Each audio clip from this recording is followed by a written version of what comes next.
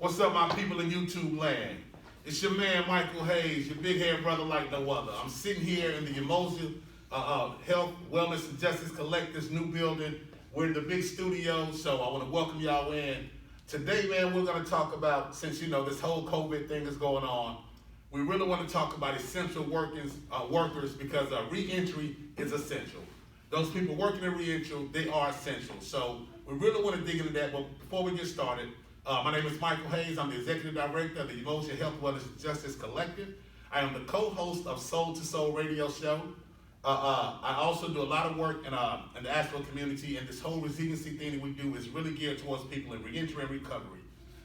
Before we get started, I got my man Philip and my man Rodney in the building. I want them to introduce themselves and tell them what they do. Rodney, we're going to start with you, buddy. Tell them what you do, my brother. How's everybody in YouTube land? My name is Rodney Husky, and I was just recently released from the Department of Public Safety in the state of North Carolina, and pursuing a life here in the city of Asheville. And it's your boy, Change Agent Cooper, loud and obnoxious, blessed and unstoppable. And you already know what time it is with me. We're working with reentry. We're working with equity and service providers. You know, we doing everything we can for the community right now. Now, what gets real, man, you know, we all have that in common, that we are re-entered. we are what they call justice involved, but we're all out here trying to do some work to really, really make a difference in how people relate and see us after we come out, the things that we can do, how we really, really do contribute to society when we have our mind right and when we have the right guidance and mentorship that we need to make it work. Am I right? Amen. Yeah. So we're talking about reentry being essential. Brother Cooper, you do a lot of work. People around Asheville know you do. Even people around North Carolina know what you do. And I'm finding out that you're also nationwide. Am I right? Thank God for LinkedIn. Hallelujah. No doubt. So with the work that you do, and we understand that we got brothers coming out. Well, first of all, Brother White, how long have you been out? I got out on March 31st. Wow. So during the time that you were still in, this whole COVID thing had already taken a hold. Am I right? Yes, it had. Okay. Let me ask you this: what is the response like while you were in there? What was the response like to you getting checked, you know, medically? Like, were they provide you guys with masks, gloves, anything like that? Well, inside it's a lot of fear. It's a lot of fear of the unknown, a lot of apprehensiveness about, you know, where guys gonna land at when they get out here. And, you know, as far as stimulus checks and things like that, you know, the majority of the people in there haven't filed taxes in the last few years. So they feel like they're not qualified to receive such assistance. Mm-hmm. And as of right now, I still don't know if we are. Right. You know, so hopefully Philip and you and people like yourselves and the various agencies who lend to our way of being can enlighten us on such things as that, you know. You know what? Just from what you said, look, man, y'all check how serious this is, brother. You just said that first you getting out, and it's already changed anyway. You know, even if you've been in for only 2 years, a lot has already changed. Okay, but coming out for a length of time, the fear, even without COVID-19, the fear is already there. The apprehensiveness is already there. Exactly. Then you add COVID-19 on top of that. Coming out to an alien world for real. Wow.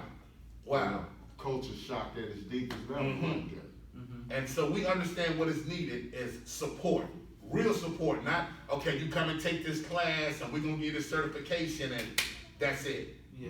No, brothers are in need of real hands-on support. I'm fortunate and blessed because to have a brother like Philip Cooper. I was plugged into him through community action, through the reentry program, through Goodwill, and also through a mutual contact that we had.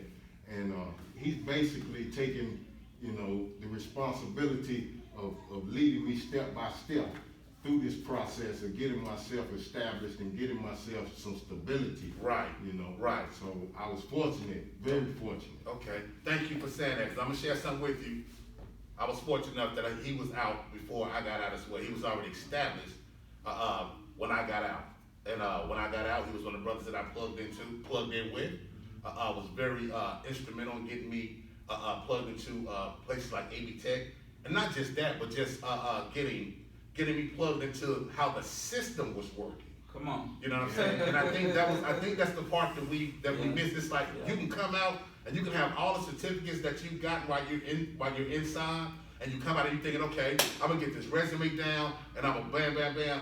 But it didn't work that way. It took Philip, Gene Edison, Tony Shivers, brothers who have already been in, that showed me how the system was working. Then I was able to navigate a little better, understanding the system.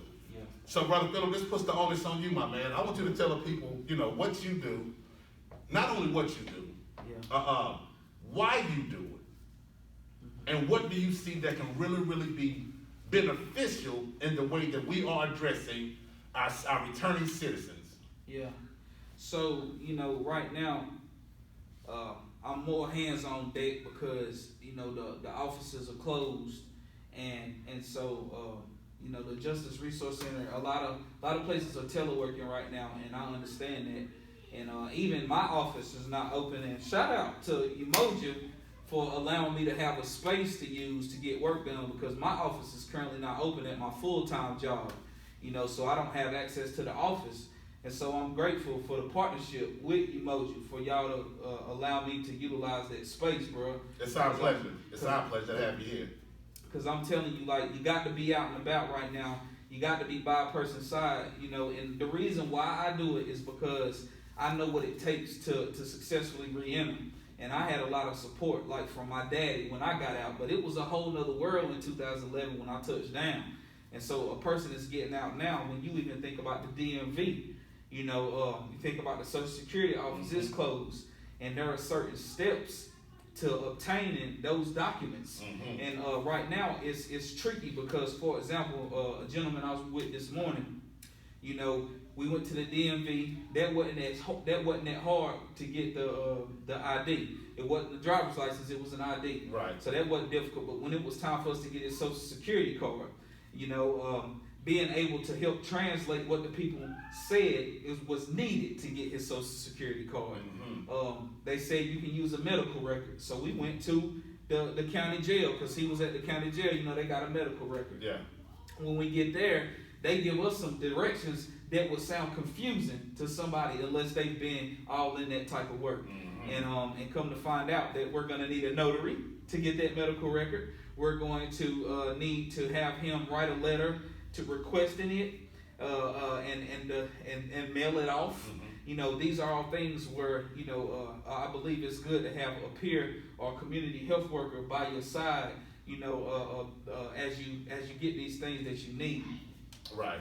Yep. You said community health worker. What is a community health worker, and how does that relate to what we're talking about with reentry? So, the community health worker model is fairly new with reentry in this area, but it's definitely going to be something that's going to be successful with the community health worker, considering what we're dealing with right now with community health.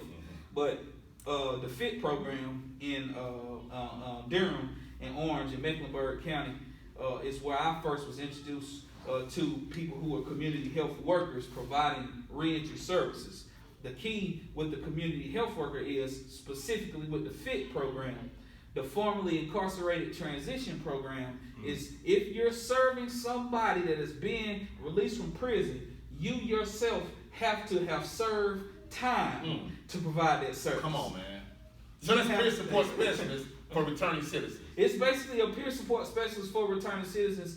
There are some differences with the community health worker, and I don't feel like I'm an expert right now to differentiate the two. Right. But what I will say is that the support that the community health worker movement has from key stakeholders, as well as a program that's already successful, that has some proven track record with Dr. Emma Ashkin and the FIT program in Orange, Durham, and Mecklenburg. I believe it's a good way for us to connect the right people. Right. To have the right conversations, to put the right people in positions. Come on, man.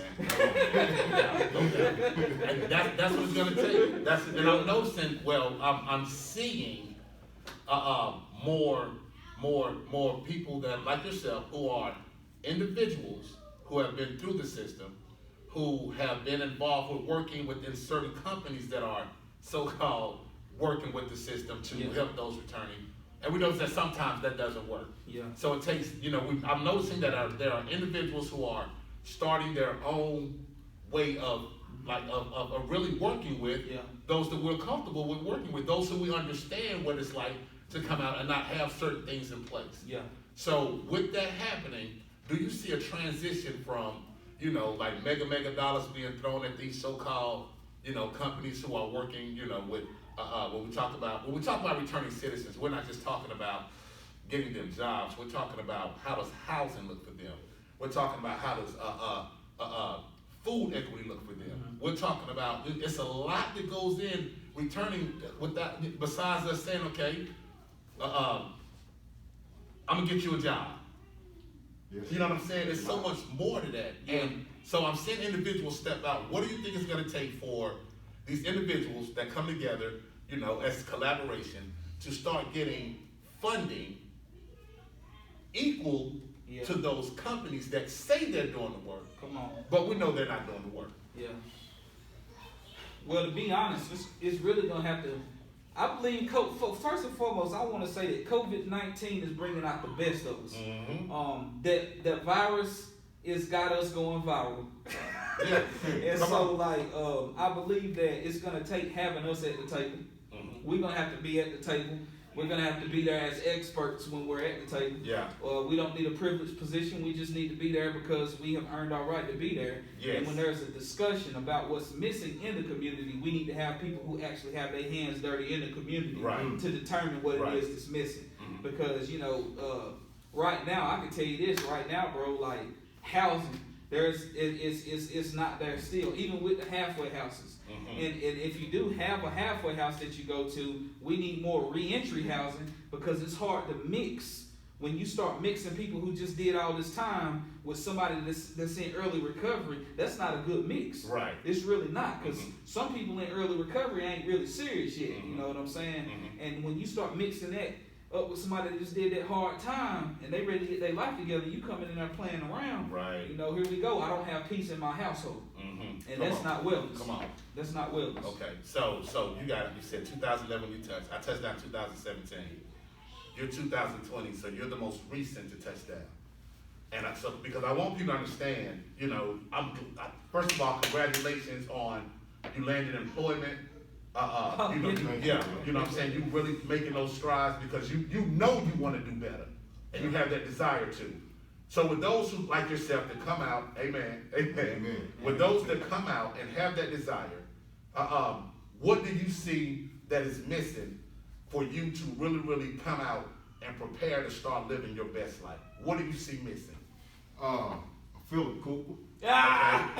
Explain. No, real talk. Explain. That's not blowing this brother's horn, but it's not even Philip Cooper as an individual, but a Philip Cooper. Mm-hmm. You understand me? Mm-hmm. Someone who can take a brother and not only lead him to gainful employment, making a living wage, who can plug him in with the proper resources to get him decent housing, right? But someone who can also plug that brother into a social circle. Come on. A social circle and a network that will support him in fitting in. Mm-hmm. Yeah. You see what I'm saying? Because when you know for yourself when you come out, it's not easy to find your lane. Come on. You understand? Yeah. And the lane that you think you might want or think you might deserve or the lane that you're most comfortable in could be the lane that you don't need to be in. Come on. So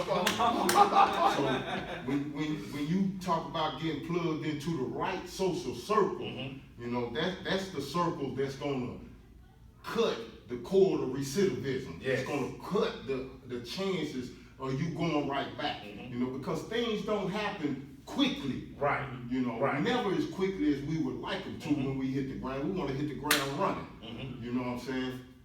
So, being joined with people who can help you practice patience, that's a big plus. Yeah. So basically, you need a mentor. Mm-hmm. Yeah. You know, you need somebody who gonna check in with you every day, somebody who gonna spend some time with you, somebody who gonna be a listening ear and allow you to vent your frustrations. You know, somebody who gonna believe in you and encourage you. You need that. Yes.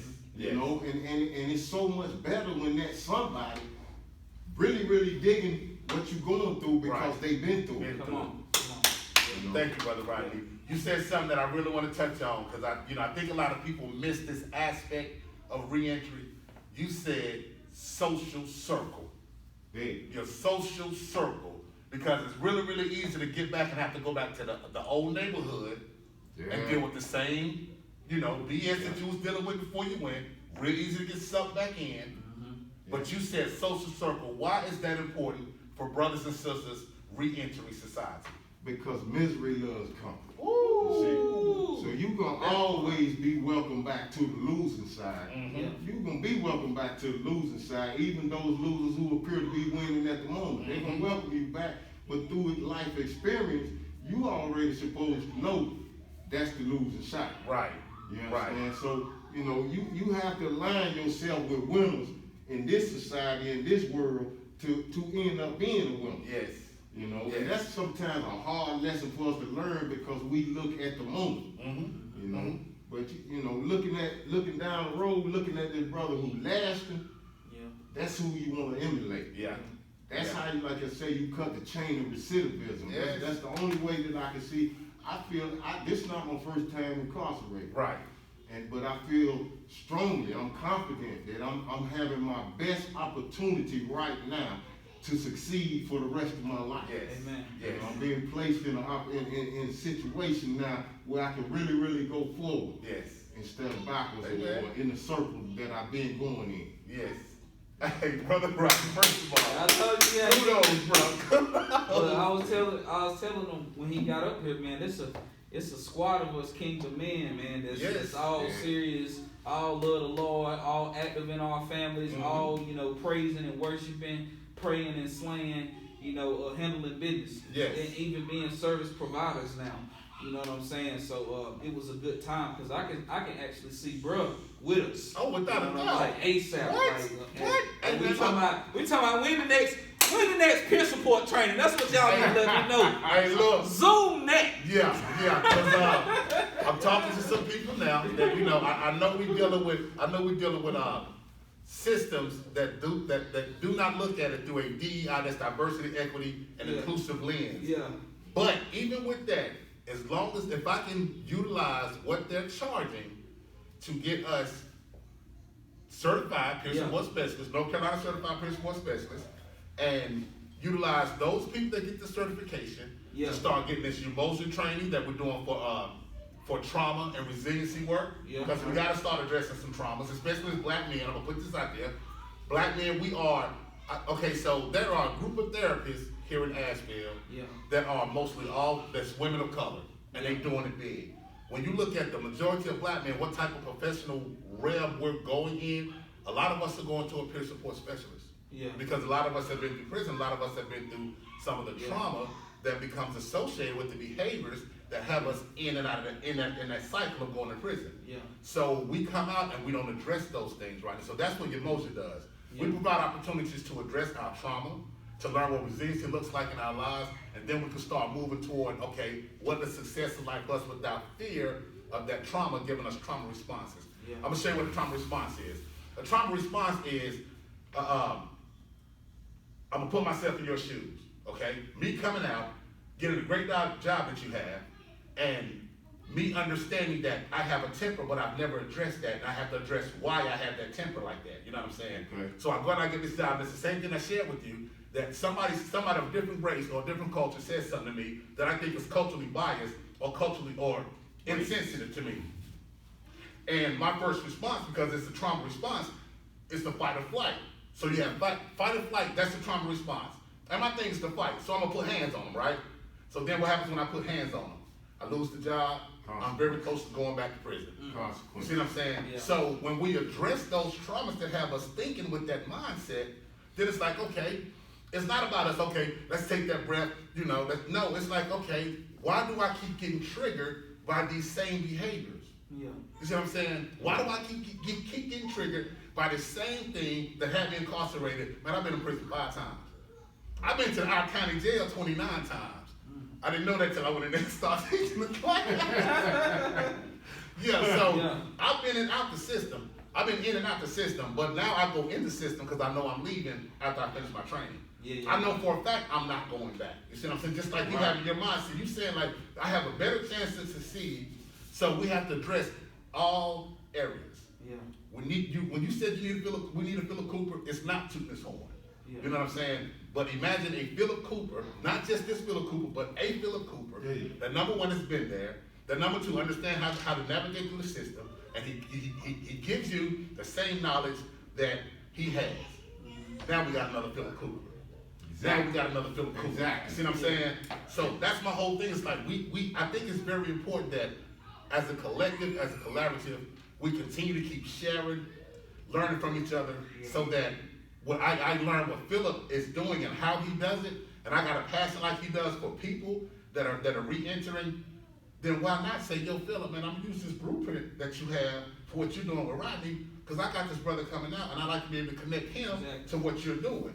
And Philip is like, yeah, because it's working, because Rodney's doing great. Right. Instead of Philip saying, nah, man, this is my thing.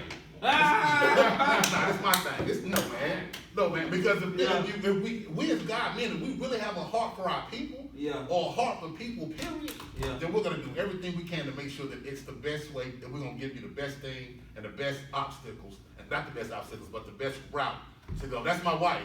Say what's up, Brandon. Hello, Brandon. All right, so hey, look, man, this is real. Cool. Hit the people with, because I got an interview coming up, but in a few minutes. Yeah. But cool. Hit the people with what you see as the strength, that we are really exhibiting through this COVID-19. Yeah. With our people coming home, and also a concern. Well, I'm gonna start with the concern. My concern is that, and I appreciate y'all saying another Philip Cooper. I'm over here fighting tears when y'all saying it, cause you know it really means a lot when y'all said that. Hey, it's real, bro. But I'm gonna say change agent. We need to employ right now. We need to employ more change agents using this model. I'd say we need 2 full-time ones right now. We need 2 full-time ones right now to deal with the people that's coming home from Buncombe, to get out of the community. Got your mask and your gloves. Faith over fear. That's right. Faith over fear. Ready to navigate the resources with them though.